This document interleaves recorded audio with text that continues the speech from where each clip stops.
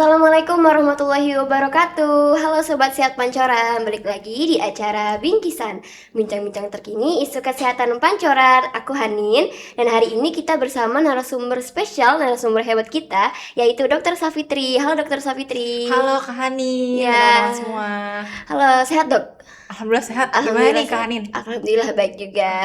Oke Oke. teman-teman, hari ini kita bakal membahas topik yang sering menjadi perhatian para wanita ya, tentang kanker serviks, yang mana katanya dok, kanker serviks ini menjadi salah satu penyakit terbanyak penyebab kematian wanita ya dok, betul dok? Betul. Oh, mungkin banyak nih sobat sehat pancoran atau mungkin perempuan-perempuan di luar sana yang masih ragu mungkin atau masih bingung apa sih kanker serviks itu, atau mungkin masih takut ya dok untuk deteksi dini. Jadi di sini kita bakal bahas terkait kanker serviks itu sendiri. Langsung aja ya dok ya, boleh? Boleh. Oke, cus. Nah, pertama-tama dok, Mm-mm. sebenarnya apa sih kanker serviks itu dok? Mungkin masih banyak yang belum paham nih ya dok ya, mungkin tadi aku Mm-mm. jelaskan tadi. Oke, makasih Kak Hanin pertanyaannya Mm-mm. ya. Jadi sebenarnya apa itu kanker serviks ya teman-teman? Yang pertama nih, sebelum kita mengenal kanker Mm-mm. serviks lebih jauh, aku mau ngasih tahu dulu nih. Teman-teman harus tahu dulu serviks itu bagian di mana dalam alat reproduksi wanita atau Oke. organ reproduksi wanita. Mungkin nanti editor boleh tambahin di sini ya gambar. Celing.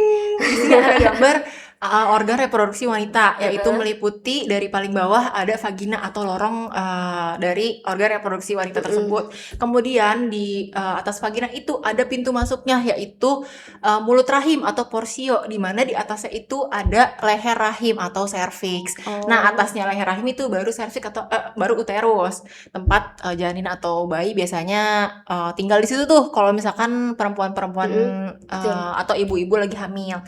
Nah, di situ tuh leher rahim atau serviks ada lapisan yang mengarah ke dalam, ada yang Mm-mm. mengarah keluar. Di mana di antara dua lapisan itu ada zona transformasi namanya. Mm-mm. Nah, zona transformasi ini yang biasanya terdapat pertumbuhan sel-sel yang abnormal. Nah, makanya kanker serviks itu merupakan pertumbuhan sel-sel abnormal dari zona transformasi itu. Di zona Hmm. transformasi ada sel epitel, di Oke. mana di situ sel-sel tumbuh secara berlebih dan besar-besar, makanya jadi nggak normal nih Kak Hanin Mm-mm. ya. Iya. Makanya keganasan kan biasanya di relasiinnya sama pertumbuhan sel-sel yang di luar dari sel normal atau Mm-mm. sel-sel biasanya. Makanya dia itu berdistribusi menjadi ganas. Kalau misalkan udah nggak normal seperti itu. Oke. Gitu deh. Jadi letaknya tuh di leher rahim ya dok. Makanya kanker Mm-mm, serviks ini kanker leher rahim juga orang-orang ya kenalnya betul. sekarang ya. Terus tadi dokter udah jelasin ya Mm-mm. keganasan. Nah, kenapa sih dok perempuan harus aware banget sama penyakit ini? Oke, Heeh. kenapa perempuan ya khususnya yang harus Oh iya aware sama betul. penyakit ini? Karena memang yang punya organ reproduksi ini tuh perempuan atau kita nih, aku, Kak Hanin, terus perempuan-perempuan lainnya, teman-teman yang lain, kita sama perempuan Mm-mm. punya organ reproduksi ini, makanya kita harus aware banget sama kesehatan reproduksi kita sendiri. Betul betul Heeh, setuju. jadi itu biasanya kenapa memang harus aware sendiri? Karena kanker serviks ini, Kak Hanin, Mm-mm. itu tuh gejalanya tuh nggak diketahuin. Jadi dia tuh biasanya baru diketahuinnya pas udah gejalanya berat. Itu silent disease atau memang dia tuh pokoknya nggak terdeteksi lah Mm-mm. saat ini. Makanya kita harus aware sendiri nih, Mm-mm. melakukan hal-hal yang bikin kita tahu gitu. Oke, terus tadi kanker serviks tadi udah jelasin di awal dokter, Mm-mm. kanker di leher rahim, yang mana itu pertumbuhan abnormal itu jadi suatu penyakit itu ya dok ya. Nah Mm-mm. penyebab utamanya apa sih dok kanker serviks ini? Oke, penyebab utama dari kanker serviks sendiri Mm-mm. merupakan infeksi Kanin, infeksi Infeksi. dari virus. Oh. Virusnya apa, teman-teman? Virusnya itu adalah virus HPV. HPV sebenarnya banyak ya Kanin ya. Mm. Ada HPV 1, 2, dan sebagainya. Kalau misalkan kanker serviks ini, dia adalah infeksi virus HPV tipe 16 sampai 18 khususnya. Nah, biasanya tuh infeksinya ini nggak langsung akut atau pas infeksi langsung kanker, enggak, Mm-mm. tapi dia itu kronik Oh atau secara kronik. lama Oh. bisa 5 tahun atau 10 tahun baru terjadinya kanker Nggak serviks langsung gitu. kelihatan gitu ya dok ya. Betul. Oke.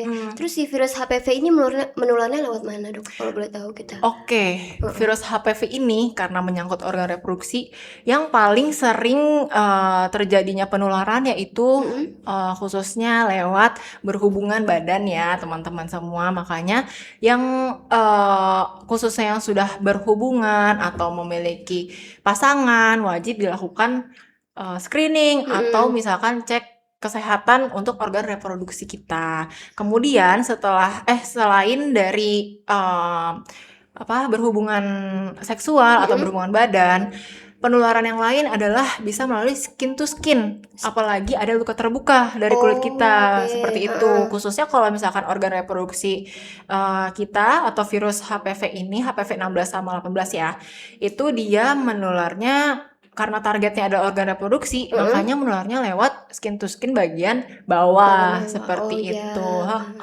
Begitu khususnya. Tapi berarti kalau gitu dok, laki-laki juga bisa kena HPV gak? Bisa, tapi dia itu nanti gejalanya beda sama kita. Iya, karena kan organ genitalia sama reproduksinya beda ya sama Makanya kita tadi ya. diperhatiin lagi ya dok, saat ini lagi berhubungan badan. Betul. Oke, mungkin masuk ke gejalanya nih dok. Gejala awalnya apa sih kanker serviks ini? Nah, kalau gejala awal ya teman-teman semua, itu tuh karena tadi aku bilang dia tuh nggak kelihatan gejala awalnya, terlihat ataupun pasien-pasien datang ke fasilitas kesehatan itu sudah stadium yang lanjut ataupun yang berat, maka dari itu harus dilakukan screening. Gejala awalnya biasanya sih yang bisa kita concernnya itu ya, yang bisa kita perhatikan adalah kalau misalkan ibu-ibu, kakak-kakak atau teman-teman semua ada yang sudah berhubungan ya khususnya, itu ada misalkan keputihan yang tidak normal nih Kak Hanin. Tidak normal di sini adalah keputihan itu berbau ataupun banyak ya. Bukan keputihan yang normal kayak lendir biasa atau bagaimana. Kemudian yang kedua itu adalah perdarahan yang nggak normal juga di luar siklus menstruasi khususnya.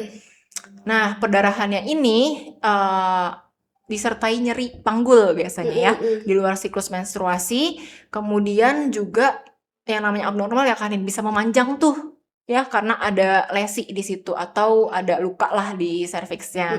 Kemudian selanjutnya ada nyeri perut, nyeri panggul.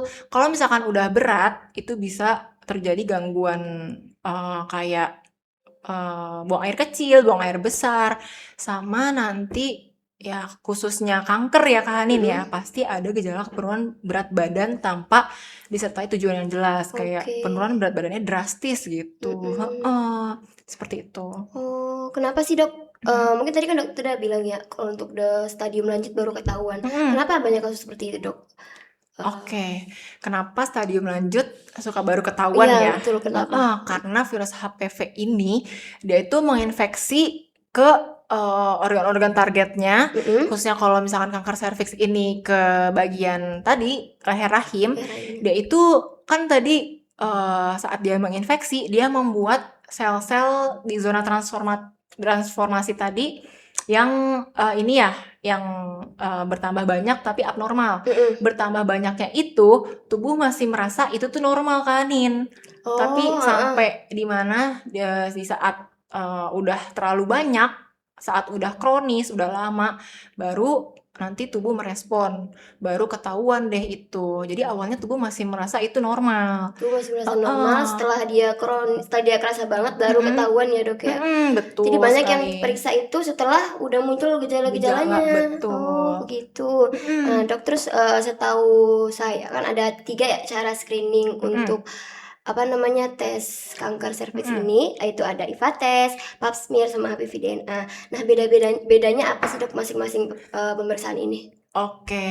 Jadi ini pemeriksaannya teman-teman ya untuk screening kanker serviks sendiri. Jadi ada IVA, pap smear sama HPV DNA. Betul Kak Hanin. Yang pertama perbedaannya adalah kalau misalkan IVA itu ada singkatannya teman-teman, yaitu inspeksi visual dengan asam asetat. Makanya jadi itu cenderung lebih mudah dan cepat dilakukannya di Vaskes biasanya. Itu caranya adalah nanti teman-teman di Vaskes terdekat bisa dilakukan screening ini, di mana nanti diambil nih bukan diambil tapi dilihat di tadi mulut rahimnya atau porsionya, dilakukan olesan dari asam asetat tersebut, Iya. kemudian ditunggu 1 menit. Nanti kita lihat nih tenaga kesehatannya melihat apakah terjadi perubahan warna di mulut rahim itu. Oke. Perubahan warnanya kemana? Ke arah warna apa nih? Nah, perubahan warnanya itu ke arah warna putih. Dimana jika nanti warnanya putih nih, kan serviks itu warnanya merah ya, kayak mukosa pada biasanya. Nah, terus misalkan warna putih kayak sariawan gitu, makanya itu kita curiga nih, apakah ini lesi prakanker atau gimana. Setelah misalnya kita tahu nih apakah ada warna putih, baru kita harus rujuk ke spesialis Tindak lanjut. lain, tindak lanjut agar dicek dengan alat yang lebih canggih mumpuni ya, Dok, ya. sama dokter spesialisnya. Oke. Kemudian yang kedua ada pap smear. Pap smear tadi kita melihat olesan asam asetat. Kalau pap smear ini kita mengambil olesan dari mulut rahim itu menggunakan alat. Nanti kita taruh di kaca objek ya. Nanti kalau pap smear ini dilakukannya di laboratorium. Jadi dilihatnya secara patologi anatomi atau nanti sel-selnya tuh di bawah mikroskop. Oh iya. Makanya cenderung lebih lama nih teman-teman kalau misalkan si pap smear ini. Nah, terus kalau misalkan HPV DNA hampir sama dengan pap smear, tapi dia bedanya adalah kalau misalkan pap smear secara mikrobiologi ya di bawah mikroskop, kalau misalkan HPV DNA dia menggunakan PCR.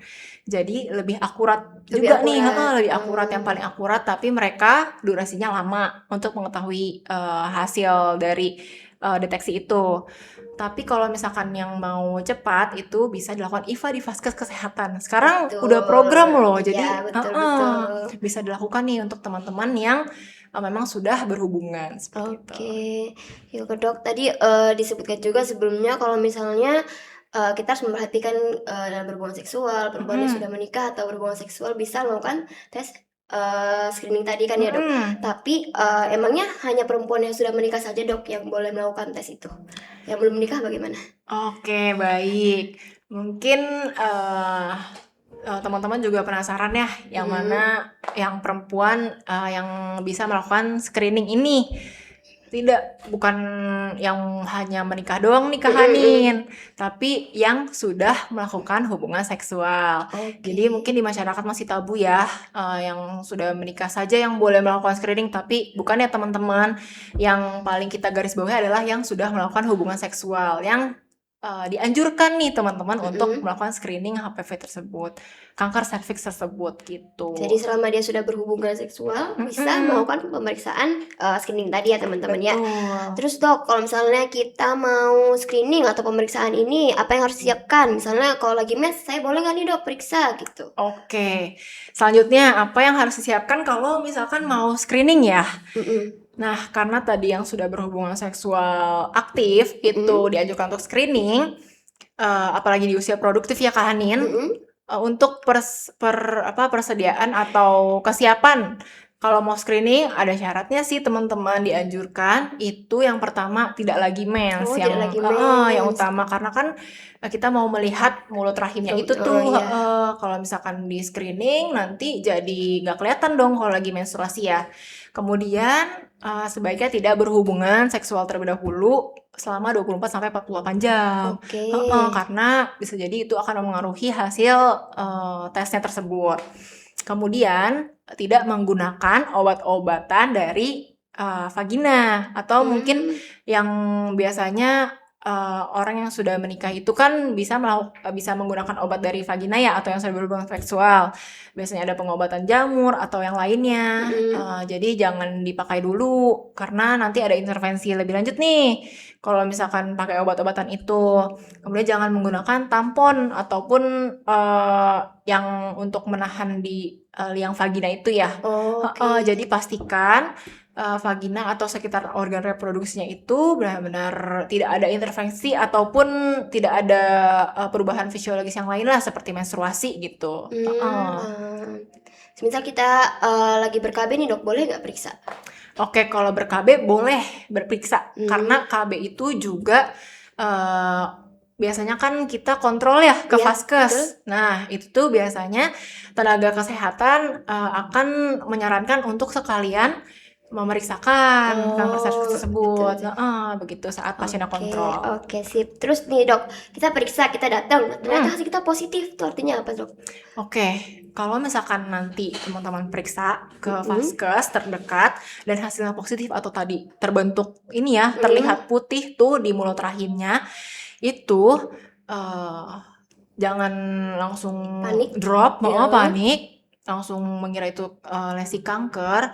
Itu teman-teman harus konsultasikan ke tenaga medisnya atau dokternya. Bisa jadi itu lesi prakanker aja nih. Mm-mm. Jadi kan itu namanya juga deteksi dini ya. Jadi harus kita konsulkan ke spesialis atau yang lebih berpengetahuan tentang Mm-mm, itu. ya. Akan dilakukan tindak lanjut atau pemeriksaan lebih lanjut seperti kolposkopi, lebih dilihat nih sel-sel di rahimnya atau Mm-mm. biopsi. Seperti itu. Oke. Untuk deteksi Jadi jangan dini. panik dulu ya teman-teman ya. Jadi Mm-mm. nggak apa-apa banget kalau mau tes dulu, jangan takut gitu ya dok ya. Betul. Oke dok, mungkin tadi kan ada 3 pemeriksaan tadi. Nah, Mm-mm. terus ada juga vaksin HPV dok, Oh iya ya kan? betul. Nah, vaksin HPV ini efektif nggak sih dok dalam mencegah kanker serviks ini? Oke, vaksin HPV ya Kak Hanin ya. Mm-mm. Nah, vaksin HPV sendiri itu bagus banget teman-teman untuk dianjurkan juga kita melakukan vaksin HPV, vaksinasi HPV. Karena apa? Vaksinasi HPV itu sudah dibuat dengan jadi cara kerjanya vaksin HPV ini sebenarnya dia itu banyak ya Kak Hanin ya. Mm-mm. Dia itu vaksin HPV yang senyawa itu ditargetkan ke virus-virus HPV yang spesifik. Biasanya ada tulisannya tuh di kardusnya atau di vaksinnya target virusnya virus HPV tipe berapa. Oh, jadi banyak ya tipenya Mm-mm. vaksin itu sendiri. Betul, vaksinnya itu biasanya untuk virus-virus HPV yang resiko tinggi nih. Contohnya salah satunya kanker serviks ya. HPV 16 dan 18. Jadi vaksin HPV ini nanti cara kerjanya adalah dia meniru dinding sel dari virus HPV. Jadi dia disuntikan masuk ke dalam tubuh, makanya dia namanya meniru seperti virus sebenarnya. Terus itu fungsinya adalah biar sistem imun kita tuh mengenali ataupun pas abis berkenalan tuh bisa melawan senyawa asing tersebut. Ya, oke. Jadi biar misalkan nih nantinya ada infeksi HPV baru tipe berapapun yang sudah kita lakukan vaksin, bisa dikenali sistem imun, terus bisa dilawan deh karena sudah ada Oke. pengenalan lebih dulu gitu. Wah, menarik banget ya teman-teman ya. Terus dok, selain vaksin ini apa lagi yang bisa kita lakukan untuk mencegah kanker serviks? Oke, selain vaksin, tadi ada beberapa hal juga ya teman-teman ya. Vaksin yang utama karena itu pun yang sangat mudah kita lakukan nih tanpa melakukan intervensi secara invasif ataupun melihat langsung ya. Jadi vaksin juga itu sudah dari WHO rekomendasi untuk mengeliminasi resiko kanker serviks sendiri. Yang pertama. Terus kita juga harus ini nih dari diri kita sendiri untuk ada kemauan mencari atau mempelajari lebih lanjut tentang edukasi kesehatan reproduksi dari misalkan aku perempuan ataupun yang laki-laki juga ya. Apalagi zaman sekarang udah makin gampang ya dok dari internet. Tapi jangan lupa perhatikan juga sumbernya ya teman-teman ya, karena makin banyak itu juga makin hoaxnya makin banyak juga. Betul. Jangan sampai kalau misalkan nanti cari tahu malah ketakutan sendiri ya. Bikin parno sendiri kadang gitu. Iya betul. Makanya selain vaksin dan mencari sumber edukasi, kita bisa lakukan screening yang tadi kita bahas nih. Iya, betul. Screening dari IVA, Pap smear dan juga HPV DNA itu secara invasif ya. Jadi invasif itu maksudnya melihat secara langsung, kita ditindak langsung. Kemudian kalau misalkan udah ada lesi prakanker itu, udah tahu nih kita ternyata positif, putih, warnanya di mulut rahim, itu kita lakukan pengobatan dini atau kita konsulkan ke spesialis. Ataupun juga misalkan ada gejala-gejala perdarahan abnormal, keputihan abnormal, kita langsung ke vaskes. Kita harus aware sama diri kita sendiri kalau misalkan udah ada hal yang abnormal dalam tubuh kita gitu.